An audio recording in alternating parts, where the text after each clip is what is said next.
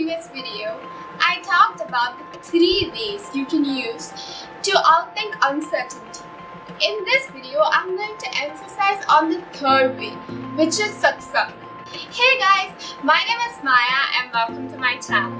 And today we are going to talk about Satsang. Satsang can be translated as the company of truth or people who practice and preach truth. In order to understand the power of Satsang, I'm going to share a story with all of you. Once upon a time, there lived a miser. He was very miserly and he hoarded everything and did not give away anything to other people. He had a very beautiful and generous wife. She was also a very spiritual person. Once, a Swamiji, a very renowned saint, came to their town to give discourse, and the miser's wife, being a very spiritual person, insisted that she wanted to go for this event. Now, miser did not believe in all this spiritual stuff, so he was like, okay, I'm gonna let you go, I'll drop you there and I'll come back and pick you up after the discourse is over. One day when he went to pick up his wife from the venue, he realized that the discourse had prolonged a little. He waited for a while and then decided to go in to check how long it would take for the discourse to get over. When he went in, the Swamiji was just concluding his talk. The Swamiji said, when given the opportunity to choose between heaven and hell, always pick heaven first. The miser at that point of time did not understand the implication of this message, and he was just happy that the discourse ended soon. A few days later, a beggar had come to the miser's house in the hope of getting some food. Now, miser's wife, being a generous and kind-hearted lady, decided to sneak off a little bit of rice from the kitchen. So she got the rice in her hand and quickly went to the beggar and gave the rice to him and said, "Go quickly before my husband arrives."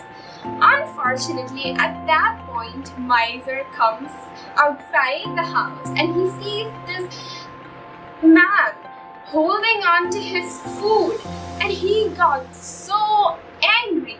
He stomped to this poor beggar and he literally grabbed all the rice from his hand and gave it to his wife and said, "Go keep it inside." And he was extremely furious that his wife had done something nice and given away food to a beggar.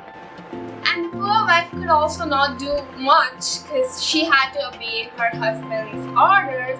In this whole commotion, the beggar realized that it was safe to leave, and while he was leaving, there was just one grain of rice which the miser forgot to snatch from the beggar's hand, and he just left with that one grain.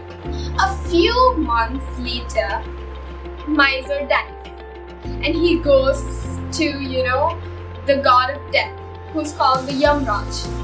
Now, Yamraj was standing there with a printed copy of his sins and good deeds list. Now, Yamraj scans through that copy and he says this: "Assistants, take this man to hell. He has to stay there for a really long time." The miser quickly responded, "What about heaven?"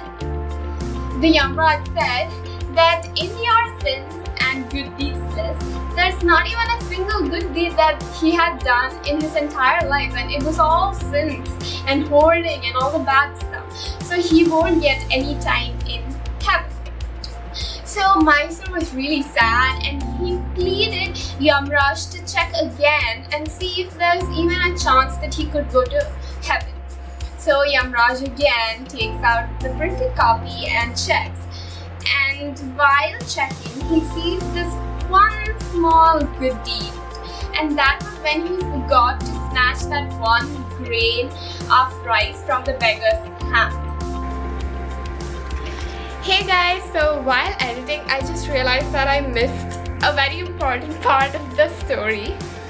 So what happens is, after Yamraj finds out this one good deed that the miser had done, so he asked the miser whether you want to go to hell first or heaven first. So miser quickly remembers that small thing that Swamiji had told. When given an opportunity to choose between heaven and hell first, you always pick heaven first.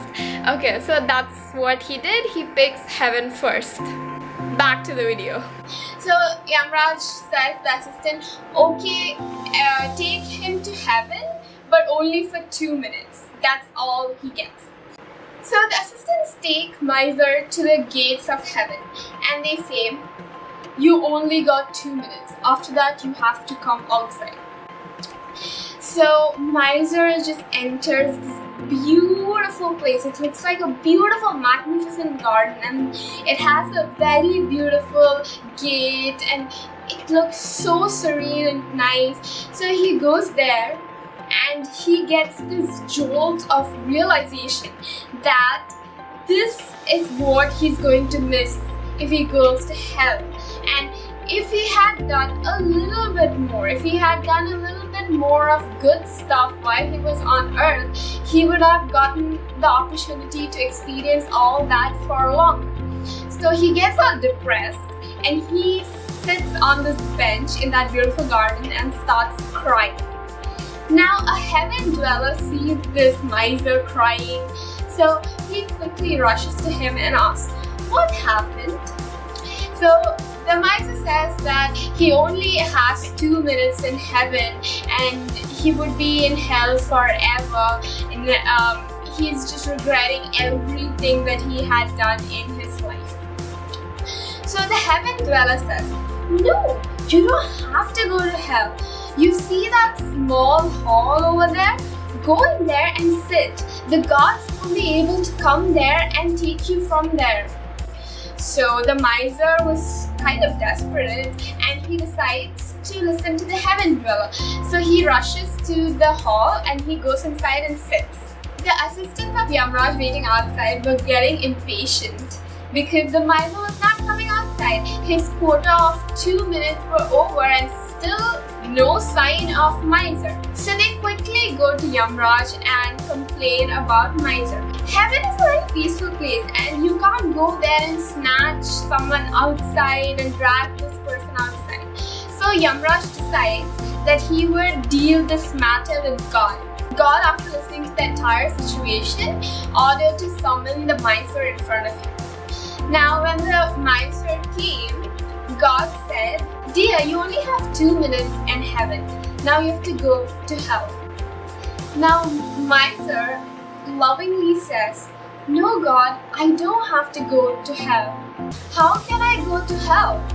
The past few days I have been spending my time in Satsang, and I have learned that if I have gotten the opportunity to meet God, then all my sins will be washed away. So now I am sinless and I deserve to go to heaven. So God, realizing the truth of how powerful Satsang can be, he smiles and grants the miser permission to stay in heaven. Guys, that is the power of Satsang. Even a sinner can be washed off his sins completely with the help of Satsang.